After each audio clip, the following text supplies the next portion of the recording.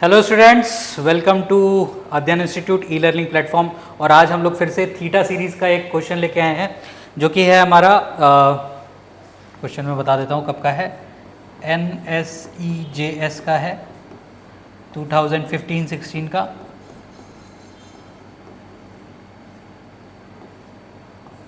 ठीक है, बहुत ही बढ़िया क्वेश्चन है। NSEJS मतलब जो हमारे 9-10 के बच्चे ओलंपियाड देते हैं उसके लिए। ठीक है, तो अगेन मैं फिर से वही कहना चाहूँगा कि सिर्फ 9-10 के कंसेप्ट यहाँ पे काम नहीं करते हैं, आपको थोड़ा बहुत एक्स्ट्रा कंसेप्ट भी आने चाहिए। चलिए क्वेश्चन पढ़ते हैं, क्या है। Hess law states that the heat evolved or absorbed in a chemical reaction is the same whether the process takes place in one or in several steps। ठीक है, Hess law कह रहा है कि अगर कोई भी रिएक्शन है उसमें जो हीट इवॉल्व या फिर एब्जॉर्ब हुई है वो सेम रहेगी अगर हम उसको एक स्टेप में करें चाहे मल्टीपल स्टेप्स में करें। ठीक है, फिर हमें ये रिएक्शन दे रखा है। रिएक्शन है 6C + 3H2 gives C6H6।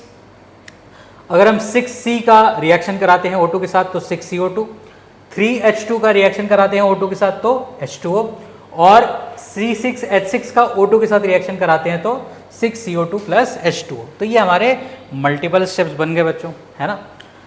तो क्वेश्चन है कि heat evolved in the combustion.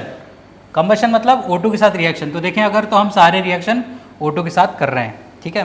Combustion of 1 मोल, याद रखिए 1 मोल है इन एक्सेस ऑक्सीजन, किसका, कार्बन का। 1 मोल कार्बन, 1 मोल कार्बन है ये, ठीक है। 1 mole carbon is x kilojoule पर मोल। अगर कंबशन का जो एनर्जी रिक्वायर्ड है, एनर्जी हीट इवॉल्व है, ठीक है, 1 मोल कार्बन को, तो वो है x किलोजूल पर मोल। अगर हम वही चीज and that for the combustion of H2 is y kilojoule पर मोल, ठीक है, y किलोजूल पर मोल, मतलब इस स्टेप की एनर्जी दी गई है हमें y, ठीक है। And that for C6H6 is z kilojoule पर मोल, यानी कि इस स्टेप की एनर्जी दी गई है z, ठीक है। Therefore, the heat change involved in the formation of 1 mole of C6H6 from the given equation is option A x + y + z, option B 6x + 3y - z, option C है 6x + 3y + z, और option D है x + y - z/6। ठीक है, तो ये हमारा एक question है। जाहिर सी बात है 9-10 का कंसेप्ट तो बिल्कुल नहीं है सर, है ना। तो क्या है इसमें कंसेप्ट, चलिए सीखते हैं। पहले तो हमें क्वेश्चन दिया है, क्या दिया है, हेस लॉ।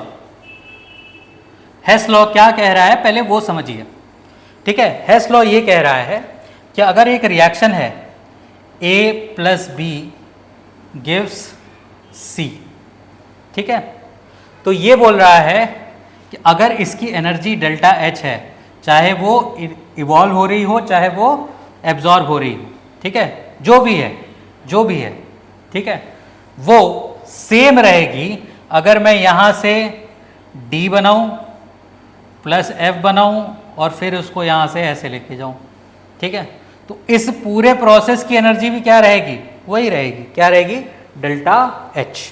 यानी कि A + B से C बनाना, फिर या फिर A + B में D बनाऊं, फिर उसमें F जोड़ूं, फिर उसको C कराऊं, तो भी वही रहेगा, हीट चेंज वही रहने वाला है। ये हमारा हेस लॉ है, ठीक है। मतलब एक स्टेप में करो चाहे मल्टीपल स्टेप में करो, हमारा हीट चेंज वही रहने वाला है, ठीक है। चलिए, तो अब रिएक्शन देखते हैं क्या क्या दिए गए हैं, हमें क्या क्या दिया गया है, गिवन क्या क्या है। गिवन है हमारा कंबशन का, है ना, कार्बन के कंबशन का CS + O2, ये एक्सेस है, तो ये क्या बना रहा है, CO2, ठीक है। इसकी एनर्जी दी गई है डेल्टा H, वो है x, ठीक है। फिर हमारा H2 + O2, है ना, H2 ही है मेरे ख्याल से, देख लेते हैं एक बार, चेक कर लेते हैं। H2O2 और ये क्या बना रहा है H2O, H2O, इसकी डेल्टा H है कितना Y, और तीसरा जो है वो है C6H6 प्लस O2, ये क्या बना रहा है 6CO2 प्लस 3H2O, है ना, यही रिएक्शन है मेरे ख्याल से, सॉरी सिर्फ H2O है,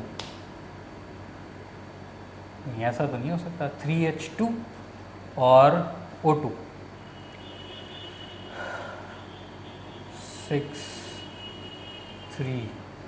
3H2 होगा बेटा, चलो चलो ये दिया हुआ है, इसका डेल्टा H है Z। चलिए हमसे पूछा है कि इसकी वैल्यू कितनी होगी, किसकी 6C plus 3H2 gives C6H6, इसका डेल्टा H कितना होगा, ठीक है। इस इक्वेशन को हमें इस फॉर्म में लाना है, ठीक है। चलिए शुरू करते हैं। हमें दिया गया है 1 मोल, क्वेश्चन फिर से ध्यान से पढ़ें, ठीक है, जो सेकंड पार्ट है उसको बहुत ही ध्यान से पढ़ें।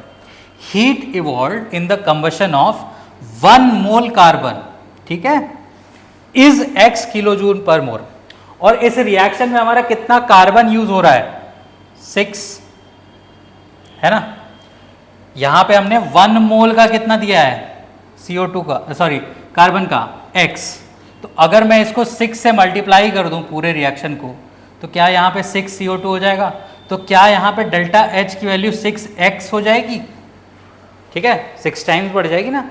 अगर मैं क्वांटिटी बढ़ा रहा हूँ, 1 मोल का x है तो 6 मोल का कितना होगा 6x, ठीक है। चलिए अगर 1 मोल H2 का कंबशन Y दे रहा है तो 3H2 का कंबशन कितना देगा, 3H2 का कंबशन कितना देगा 3Y देगा, पूरे रिएक्शन को 3 से मल्टीप्लाई कर दिया, ठीक है।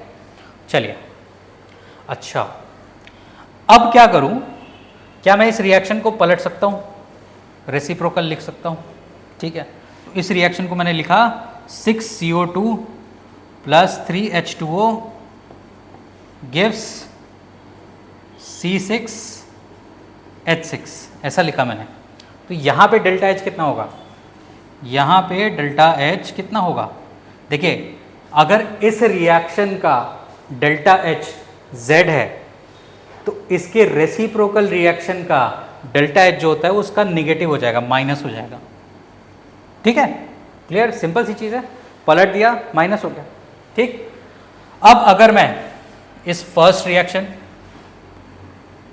सेकेंड रिएक्शन और थर्ड रिएक्शन को ऐड करूं, ठीक है, अगर मैं फर्स्ट रिएक्शन, सेकेंड रिएक्शन और इस थर्ड रिएक्शन को ऐड करता हूं तो मैं देखूंगा क्या कि मुझे 6CO2 इस तरफ मिल रहा है, 6CO2 उस अपोजिट साइड में मिल रहा है, ठीक है। तो ये और ये कैंसिल हो जाएंगे, माइनस हो जाएंगे, 3H2O कैंसिल हो गए, ठीक, क्लियर। और क्या मिला, हमारा O2 एक्सेस में है पहले ही हमें पता है, ठीक है। यहाँ पे अगर हम O2 लिख भी लेते हैं, ठीक है, तो O2 से सारे O2 कैंसिल हो जाएंगे, सॉरी ये O2 कैंसिल हो जाएंगे, ठीक है। तो बचा क्या हमारा रिएक्शन ऐड होके क्या मिला हमें 6C plus 3H2 gives C6H6, ठीक है, यही है। और इसी की वैल्यू हमसे पूछी है ना, हमसे पूछी है फॉर्मेशन डेल्टा H, फॉर्मेशन किसका, बेंजीन का C6H6 का, ठीक है। तो अगर मैं ऐड कर रहा हूं तो सारे ही ऐड होगा, तो वो क्या होगा डेल्टा H भी ऐड हो जाएगा। डेल्टा H की वैल्यू कितनी आएगी बताओ, 6x प्लस 3y और ये कितना हुआ माइनस z, तो माइनस z। तो इस रिएक्शन की इस रिएक्शन की डेल्टा H फॉर्मेशन कितनी आई है, आंसर आया है हमारा 6x + 3y - z। चलिए देखते हैं ऑप्शन में है कि नहीं। ऑप्शन ए है x + y + z, नहीं हो सकता, ये बिल्कुल नहीं हो सकता। ऑप्शन बी है 6x + 3y - z, यही हमारा ऑप्शन है, यही हमारा सही आंसर है।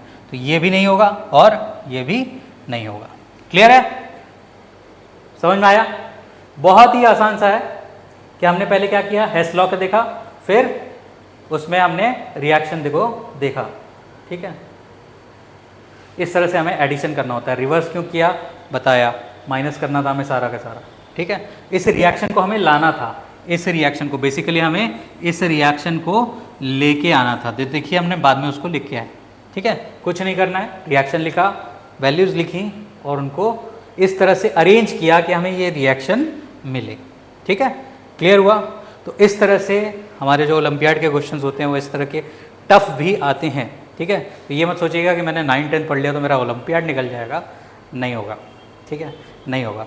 तो इसी तरह के और टॉपिक्स पढ़ने के लिए, और ज़्यादा कंसेप्ट पढ़ने के लिए आप हमारे चैनल को सब्सक्राइब करिए, शेयर करिए जितना हो सकता है उतना, और वीडियो अगर पसंद आया हो तो लाइक करिए, कमेंट करिए। अगर आपको कोई क्वेश्चन पूछना है तो वो भी आप कमेंट में पूछ सकते हैं, या फिर आप हमें कांटेक्ट कर सकते हैं। हमारे सोशल्स दिए गए हैं डिस्क्रिप्शन में और हमारा एड्रेस भी दिया गया है अगर आप ऑफलाइन फैसिलिटी विजिट करना चाहते हैं। चलिए मिलते हैं नेक्स्ट लेक्चर में। Thank you.